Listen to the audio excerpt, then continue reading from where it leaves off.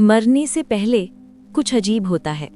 हमेशा नहीं, हर केस में नहीं, लेकिन इतनी बार कि डॉक्टर्स और नर्सेज और परिवार वाले सदियों से ये नोटिस करते आ रहे हैं। और हाल ही में साइंस ने ध्यान देना शुरू किया। जो उन्हें मिला मेडिसिन की सबसे प्रोफाउंड और सबसे ह्यूमन चीज़ों में से एक है। और ये बदल देगा जिस तरह से तुम जिंदगी के अंत के बारे में सोचते हो, हमेशा के लिए। शुरू करते हैं वहाँ से जो पैलिएटिव केयर नर्सेज और हॉस्पिस वर्कर्स बार बार रिपोर्ट करते हैं। जो लोग मौत के करीब होते हैं, अक्सर लगता है जैसे उन्हें पता है। इसलिए नहीं कि किसी ने बताया, इसलिए नहीं कि टेस्ट रिजल्ट्स ने कहा, बल्कि इसलिए कि उनके अंदर कुछ बदल गया। वो अलविदा कहने लगते हैं, ड्रामेटिकली नहीं, अनाउंस करके नहीं, क्वाइटली। वो उस इंसान को कॉल करते हैं जिससे सालों से बात नहीं हुई। वो बात कहते हैं जो कभी नहीं कही। वो अपनी ज़रूरी चीज़ें दे देते हैं। वो शांत हो जाते हैं, जैसे जो अर्जेंट था वो अब नहीं रहा।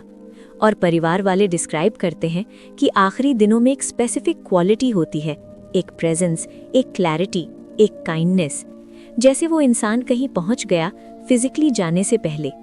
2010 में रिसर्चर्स ने इस फिनोमेनन को स्टडी किया और जो उन्होंने डॉक्यूमेंट किया रिमार्केबल था। मौत से पहले के दिनों और घंटों में काफ़ी लोगों ने वो एक्सपीरियंस किया जिसे रिसर्चर्स ने कहा टर्मिनल ल्यूसिडिटी। सिवियर डिमेंशिया के लोग जिन्होंने सालों से अपने परिवार को नहीं पहचाना था, अचानक क्लियरली, कंप्लीटली वापस आ गए।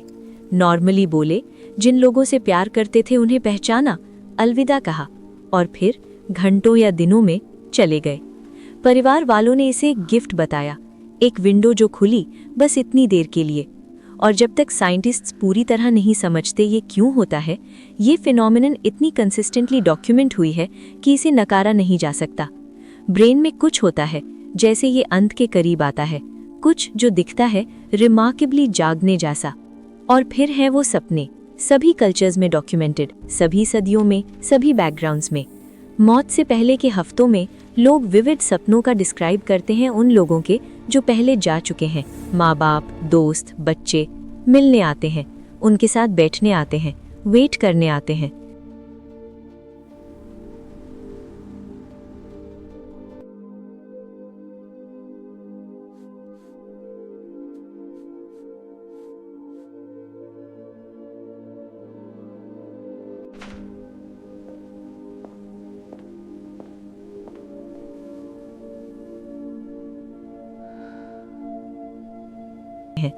न्यूयॉर्क के कनेसियस कॉलेज के रिसर्चर्स ने 59 टर्मिनली इल पेशेंट्स को स्टडी किया और पाया कि 80% से ज़्यादा ने ऐसे सपने एक्सपीरियंस किए थे। और ऑलमोस्ट यूनिवर्सली उन्होंने डिस्क्राइब किया कि वो नाइटमेयर्स नहीं थे, डरावने नहीं थे, बल्कि कंफर्टिंग थे, रियल लगते थे, कुछ ऐसा जिसका वो इंतज़ार करते थे। एक पेशेंट ने इसे सिंपली डिस्क्राइब किया। उसने कहा, वो मुझे रेडी कर रहे हैं। और यहाँ वो है जो हॉस्पिस वर्कर्स सबसे ज़्यादा डिस्क्राइब करते हैं, वो मोमेंट जब एक इंसान मौत की तरफ मुड़ता है, उससे दूर जाने की जगह। ये क्वाइटली होता है। एक पॉइंट होता है ज़्यादातर नेचुरल डेथ्स में जहाँ इंसान लड़ना बंद कर देता है, लड़ने से नहीं बल्कि एक्सेप्टेंस से। जैसे कोई फैसला हो गया, हार मानने से नहीं, समझने से। और जो परिवार वाले ये देखते हैं वो डिस्क्राइब करते हैं ये उन सबसे प्रोफाउंड चीज़ों में से एक है जो उन्होंने कभी देखी। टेरिफाइंग नहीं, पवित्र। तो क्या इंसान को पहले से पता चलता है कि वो मरने वाले हैं?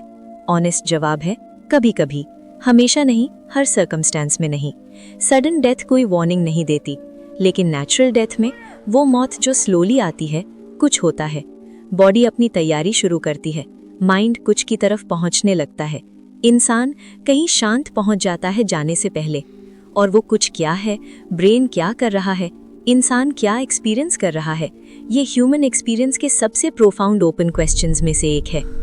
लेकिन यहाँ वो है जो हम कह सकते हैं, हर डॉक्यूमेंटेड अकाउंट, हर नर्स और डॉक्टर और परिवार का मेंबर जो किसी के साथ आखिरी दिनों में बैठा, टेरर डिस्क्राइब नहीं करता, कियोस डिस्क्राइब नहीं करता, कुछ ऐसा डिस्क्राइब करता है जो अपने प्रोफाउंड तरीके से शांति जैसा दिखता है, जैसे कुछ कंप्लीट हो रहा है, जैसे किसी कहानी का आखिरी पन्ना लिखा जा रहा है, एग्जैक्टली जैसे होना चाहिए।